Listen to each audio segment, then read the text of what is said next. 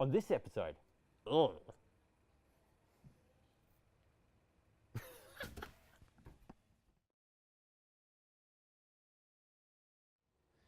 Hey everyone, and welcome back to Ideanthro. We need to talk about something. What is it that we need to talk about? We need to talk about the obnoxious, unnecessary overuse of fencing around stormwater treatment systems like bioretention systems. Here is an example. This sort of thing is happening all over the place. I would like to demonstrate how preposterous this sort of thing is with this. This is Sydney Harbour. This is a vertical drop that is larger than the vertical drop in that bioretention system. This vertical drop is larger than the drop in the bioretention system, and it is not fenced. Now, admittedly, there are the odd life vest around here, or like life preserver ring, but nonetheless, apparently, it is necessary to fence this bioretention system, but it's acceptable to walk straight off a wooden boardwalk into Sydney Harbour. I so hope no one decides to fence Sydney Harbour because of this video. Wow, what influence I think I have. Or, there's this example, also near Sydney Harbour. So, back to our bioretention, vertical drop there, back to this water feature. In my opinion, bigger vertical drop. Also, bigger vertical drop onto hard kind of concrete and metal edges as opposed to into soft, fluffy plants.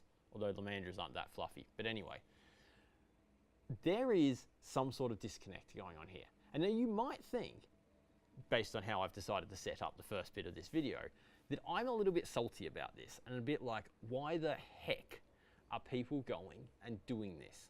Putting these fences around bioretention systems. I'm actually not. Not at least towards any individual who's ever made a decision to do it.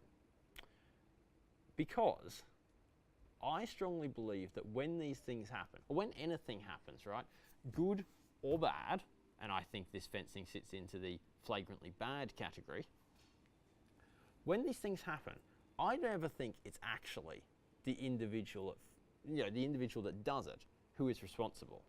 I look at these things and go, these are almost always the product of the system or the set of rules that we put in place, or the culture, or what we understand the rules to be. There is always a root cause. No one just randomly decides, you know what, I need to fence a bioretention system today. They do it because they either are aware of rules or perceive there to be rules, or insert something else that is in the cause for why this takes place. So I'm not dirty with or salty towards anyone who's ever put a fence around a bioretention system, but I am a bit salty towards the system that we've suddenly got, somehow, I shouldn't say suddenly, this has been going on for a while. This was going on when I first joined the industry. But this situation that we've got ourselves into, whereby we feel the need to fence things, because in this instance, there was a vertical drop next to a footpath. I mean, that is that train of thought is what's led to that going in there. But we need to question, that is just not an acceptable thing for us to be doing in our suburbs. It looks hideous. It's an unnecessary cost. It makes no sense. The fact that we have a system in place at the moment that allows this sort of bioretention system to go in, and I happen to know this fence was put in as an afterthought, but the fact that we have a system that allows this to go in place, we need to fix. And to do that, we need to actually get to the bottom of what is actually the cause of this. And I don't really know. So I think this is a smashingly good case, a smashingly jolly good opportunity for us to apply the 5 whys concept, which is essentially when something happens, you ask, why did that happen? And then when you get an answer, you go, now why did that happen? And when you get the answer to that question, you keep digging and you go, now why did that happen?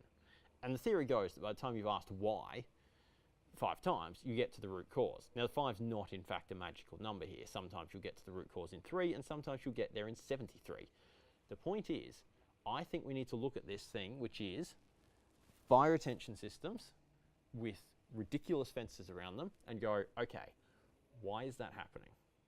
And then when we get an answer, so in this case, I suspect why was a fence put around this system? Based on what I know about this system, the first answer would be, oh well, there was a vertical drop more than next to a footpath, therefore under rule, it needed a fence. Okay, there's a few ways we can go at this. You could either go, why was there a drop more than, you can see I don't actually know what the number is, or you could go at this with, okay, why do the rules say you need a fence when there's a drop more than, and we need to dig into this. We need to dig in deep and understand the root cause, and there might be a few, because you've already seen that, like I asked one why question, then it kind of split off. So there might be a kind of a few, kind of like the roots of a plant, to tell you the truth, kind of expanding down. So we ask why and actually get to the root cause of why this is happening. And then we need to do something about it. Because frankly, like, there have to be residents who are sitting around scratching their head about what the heck this pool fencing is doing in their street, right? There have to be people moving in there. I should go and knock on some doors, or just stand around looking at it for a while and wait till a resident walks out, because that's what always happens when I'm standing around by retention systems. There have got to be people wondering what the heck is up with this in their street, and we as an industry cannot just sit around and let this happen. So here's the challenge. Start asking 5 whys about fencing around bioretention systems. Let's get to the root cause of it. Once we actually understand what the root cause is, let's figure out how we fix it. Thanks for tuning in. We'll see you next time.